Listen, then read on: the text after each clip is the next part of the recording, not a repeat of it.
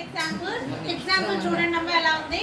Find the value of sin 30 plus tan 45 minus cosecant 60 divided by cot 45 plus cos 60 minus secant 30. So ఇప్పుడు table లోని మనకి values ఉన్నాయి కదా, ఒక్కొక్క place లోని ఒక్కొక్క వాల్యూని పెట్టుకోవాలి. sin 30 అంటే ఏమవుతుందమ్మా, sin 30 అంటే 1/2. తర్వాత మనకి ఏ సింబల్ ఉంది, ప్లస్ ఉంది. tan 45 అంటే టేబుల్ లో చూసుకున్నాం అనుకోండి 1, అగైన్ మైనస్ cosecant 60. cosecant 60 అంటే 2/√3 by again cot 45 1 plus cos 60. cos 60 అంటే ఏమవుతుందమ్మా 1/2 minus 2√3. సో ఇప్పుడు మనం దీన్ని సాల్వ్ చేయాలి. ఓకేనమ్మా, ఇచ్చిన ట్రిగ్నోమెట్రిక్ ని నెంబర్స్ కింద మార్చుకున్నాం based on the table values. Based on the table values we substituted here. Now we are going to take as a LCM. LCM తీసుకోవాలి. LCM తీసుకుంటే ఏమవుతుంది 2√3 ఉంటే దీన్ని ఏమని రాసుకుంటామా 2√3. సో ఇక్కడ 2 ఉంది, ఏం లేదు ఇక్కడ √3 లేదు. సో ఇప్పుడు మనం √3 ప్లస్ 2√3 మైనస్ 4. √3 ఉంది, ఏం లేదు 2 లేదు. 2 × 2 చేస్తే 4 అవుతుంది. సేమ్ ఇది ఎలా చేసామో డినామినేటర్ కూడా సేమ్ అలాగే చేయాలి. బై చూడండి ఒకసారి డివిజన్స్ కింద రాసినప్పుడు ఈ రెండు గీతల కన్నా ఈ మధ్య గీత ఇంకా పెద్దది గీసుకోవాలి. దట్ మీన్ డిఫరెన్షియేట్ చేయడానికి బాగుంటుంది. ఇది న్యూమరేటర్, ఇది డినామినేటర్ అని మనం డినామినేట్ చేసుకోవడానికి. ఓకేనమ్మా, ఇది సేమ్ గీత ఇది సేమ్ గీత దేని కింద దేనికి రాస్తున్నామో తెలియకుండా ఉండకూడదు. సో ఫస్ట్ ఆఫ్ ఆల్ ఏంటంటే దీని రెండింటికి ఒక గీత దీనికన్నా పెద్దది గీయాలి మధ్యది. ఈ ఎలా గీస్తున్నామో కింద కూడా అలాగే గీయాలి. సో ఇక్కడ కూడా మనకి ఏమవుతుంది 2√3 అన్నప్పటికీ ఇక్కడ 2√3 ప్లస్ √3 మైనస్ 4. సో ఇక్కడ ఎలిమెంట్ ఈ ఎలిమెంట్ క్యాన్సిల్. సో ఈ element cancel. So here answer is 1. So ఇప్పుడు దీనికి వాల్యూ ఎంత ఉందమ్మా 1 వచ్చింది. వాట్ వి హావ్ డన్ అంటే ఇక్కడ ఉన్న వాల్యూస్ ని టేబుల్లో చూసుకొని వాల్యూస్ రాసాము. ఆ వాల్యూస్ ని క్యాలిక్యులేట్ చేసాము. క్యాలిక్యులేట్ చేస్తే మనకు వచ్చిన value 1. Okay, let us see another example. Next example అమ్మా 2 tan 30 degrees by 1 plus tan square 45. tan square 45. ఇప్పుడు మనకి tan 30 వాల్యూ కావాలి. సో ఇప్పుడు ఏం రాస్తాం 2 × tan 30 వాల్యూ ఎంతమ్మా 1/√3 divided by 1 plus tan 45 value ఎంత 1. ఇక్కడ స్క్వేర్ ఉంది కాబట్టి దీనికి స్క్వేర్ రాయాలి. స్క్వేర్ రాసాము. సో ఇక్కడ 2/√3/1 ప్లస్ 1. So 2/√3/1 plus 1 2. సో ఇప్పుడు ఇది మనం రెసిప్రోకల్ కింద ఎలాగ మారుస్తాము అని అంటే కనుక 2/√3 ఈ కింద ఏమీ లేదనంటే 1 అని మనం పెట్టుకోవాలి. ఇది ఎలా ఉందమ్మా 2 కింద ఏమీ లేదంటే 1 అని మనం ఎస్యూమ్ చేసుకోవచ్చు. సో ఇప్పుడు ఇది పైకి వెళ్ళింది అనుకోండి ఏమవుతుంది 1/2. ఒక నిమిషం ఇక్కడ చూడండి అమ్మా a/b/c/d అని ఉందనుకోండి. దీన్ని ఎలా రాస్తామంటే a/b × d/c. అంటే ఇదేంటి కింద ఉన్న ఫ్రాక్షన్ పైకి వెళ్తే రెసిప్రోకల్ అవుతుంది. రెసిప్రోకల్ అంటే d/c. సో d/c అవుతుంది. సో ఇక్కడ కూడా మనకి ఏంటి a/b/c/d. దీన్ని కూడా పైకి తీసుకొస్తే 1/2. సో 2 క్యాన్సిల్ అయింది. సో ఇప్పుడు 1/√3. 1/√3 మనం ఏమని రాసుకోవచ్చు tan 30 degrees అని రాసుకోవచ్చు కదా. 1/√3 అంటే ఏమని రాసుకోవచ్చు tan 30 degrees అని రాసుకోవచ్చు. సో ద ఆన్సర్ ఈస్ మనకి ఇలా రాసిన మార్క్స్ వస్తాయి. tan 30 degrees అని రాసినా పర్వాలేదు. కింద మనకి ఆప్షన్స్ ఏమి ఇచ్చాడు అని అంటే టెక్స్ట్ బుక్లో సమ్స్లోని tan 30 ఇచ్చాడు కాబట్టి నేను ఇప్పుడు దీన్ని కన్వర్ట్ చేశాను. So tan 30 degrees. సో ఇచ్చిన వాల్యూస్లోని టేబుల్ వాల్యూస్ ఇక్కడ సబ్స్క్రిప్ట్ చేసుకున్నాము. తర్వాత మల్టిప్లికేషన్ చేసాము. తర్వాత ఫ్రాక్షన్లో ఉన్న ఒక ప్రాపర్టీని యూజ్ చేసి పైకి రెసిప్రోకల్ చేసి మళ్ళీ మల్టిప్లై చేసుకున్నాము. What we get is 1/√3. కానీ కింద ఆప్షన్స్లో ఆన్సర్స్లో 1/√3 లేదు, 1/√3 లేదు. సో 1/√3ని నేను మారుస్తే ఏమవుతుంది, tan 30 degrees వాల్యూ కూడా 1/√3 కాబట్టి tan 30 degrees అనేది ఆప్షన్స్లో ఉంది. సో ఆన్సర్ మనకి tan 30 degrees అని టిక్ పెడతాం అనమాట. ఇది ఇవ్వకపోతే ఇది పెడతాం, ఇది ఇవ్వకపోతే ఇది పెడతాం. ఓకేనమ్మా. So this is the one other example. Okay, next example చూడండమ్మా. Is it right cos 60 plus 30 is equal to cos 60 cos 30 minus sin 60 sin 30. So we have to check it as LHS and RHS. First of all we have to do LHS. మనం ఇప్పుడు ఏంటంటేనమ్మా ఈ రెండింటిని కూడా LHS RHS కి తీసుకొని first LHS కి ఒక value వస్తుంది, RHS కి ఒక వాల్యూ వస్తాయి. రెండు ఈక్వల్ అయినాయి అనుకోండి, is it right, yes it is right అని రాస్తాం.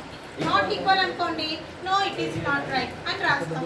సో ఇప్పుడు ఫస్ట్ థింగ్ LHS వాల్యూ తీసుకుంటున్నాను. cos 60 plus 30 is equal to cos 90.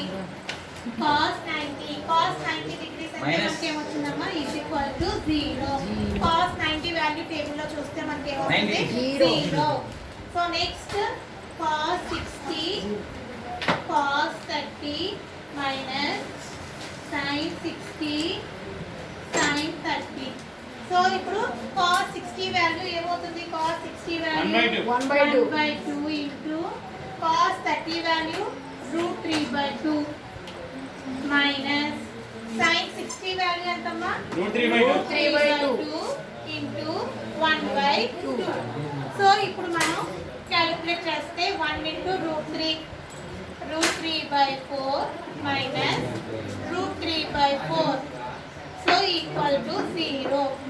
So దీని వాల్యూ ఒకేలాగా వచ్చినాయి కాబట్టి దీన్ని ఏమని రాస్తాం, LHS is equal to RHS. Yes, it is right. Yes, It is right. it is Right. right.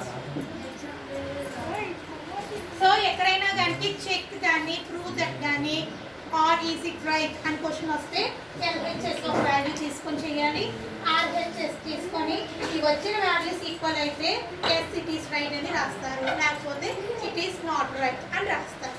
ఓకేనమ్మా. వచ్చిన ఆన్సర్ ఒకేలా రాకపోతే ఇట్ ఈస్ నాట్ రైట్ అని రాయాలి.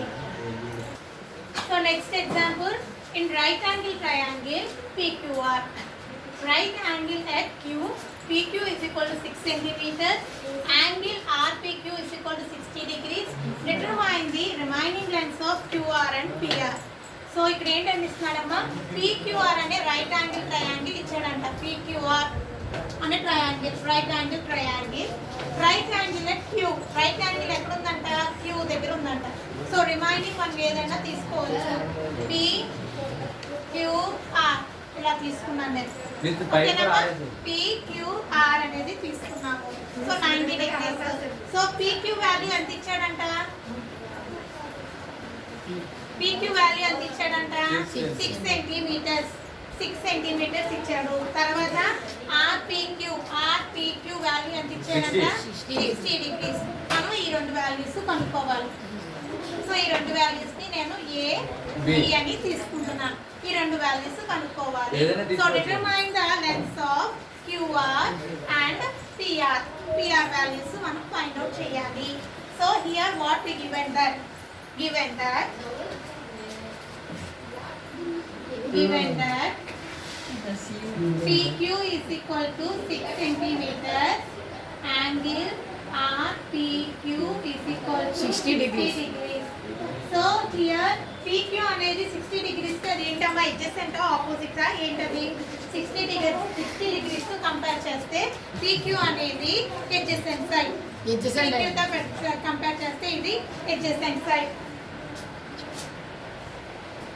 సో adjacent side మనకు అక్కడ ఇచ్చాడు కాబట్టి now I'm going to use cos ని యూస్ చేస్తున్నాను.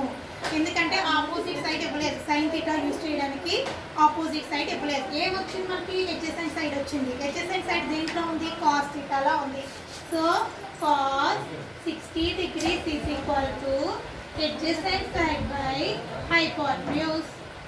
So equal to adjacent side అంటే 6/b is equal to cos 60 value ఎంతమ్మా, cos 60 వాల్యూ 1/2.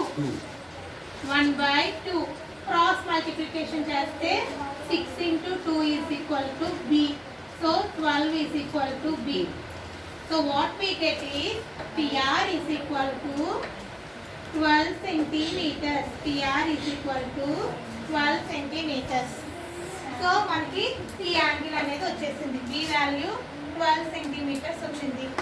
నెక్స్ట్ మళ్ళీ నేను ఇక్కడ ఆపోజిట్ ఎడ్జసెంట్ సైడ్ వచ్చేలాగా ఇంకొక నెంబర్ తీసుకోవాలి. ఏం తీసుకుంటున్నాను? tan 60. tan 60 అంటే opposite by adjacent side. Opposite అంటే మనకి ఇక్కడ ఏమొచ్చిందమ్మా? a బై ఎడ్జసెంట్ అని వచ్చినప్పటికి 6. tan 60 వాల్యూ ఎంత? tan 60 tan 60 √3 value. So cross multiplication. So a is equal to 6 √3 centimeters. That means a ante entama? QR. QR value is equal to 6 into √3 centimeters. So ఇక్కడ మనకి ఏమి ఇచ్చాడు అని అంటే కనుక 60 ఇచ్చాడు, 6 సెంటీమీటర్స్ ఇచ్చాడు. 60తో కంపేర్ చేస్తే 6 సెంటీమీటర్స్ ఇది ఎడ్జసెంట్ సైడ్. ఎడ్జసెంట్ సైడ్ మనకి ఫార్ములాస్లో దేంట్లో ఉంది? కాస్ట్లో ఉంది కాబట్టి cos 60 వాల్యూ తీసుకున్నాము. cos 60 వాల్యూ తీసుకుంటే హైపోటెన్యూస్ వాల్యూ ఫైండ్ అవుట్ చేసాం.